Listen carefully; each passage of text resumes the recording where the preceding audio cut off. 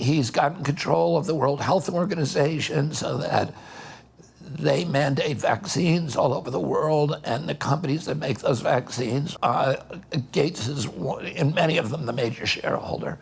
Saya tak percayakan propaganda media selama ini bahawa si Bill penipu nak selamatkan kemanusiaan. Media sering puji dia sebagai dermawan.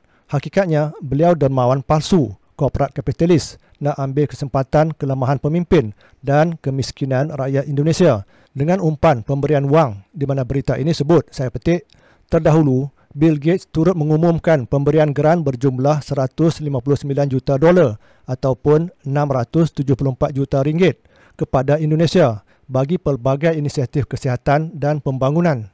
Kita semua dah tahu sebelum ini dia promot ubat, makan tak kena jangkitan. Faktanya, dah ambil pun masih boleh kena jangkitan. Sekarang dah tak laku. Dia hanya berselindung di sebalik wajah dermawan, senang buat kerja. Banyak negara kena scam, termasuk Malaysia. Biasanya kita dengar individu kena scam. Serah wang tanpa selidik betul-betul sebab percaya. Tapi negara kena scam kali ini. Kerana dengar dan percayakan dia dan WHO. Malaysia tambah hutang yang besar, 322 bilion ringgit ketika tahun-tahun pandemik. Carta kematian COVID ini bagi Malaysia, Burkina Faso, Cameroon dan Chad buktikan negara-negara Afrika catatkan kematian yang rendah walau tak ambil ubat. Kenapa rendah? Hakikatnya, negara-negara Afrika yang dikatakan masih mundur berbanding Malaysia bertindak jauh lebih bijaksana dan matang dalam hal pandemik. Kesannya, wang rakyat Afrika tidak lesap macam kita dan paling utama, kematian tidak tinggi mana pun.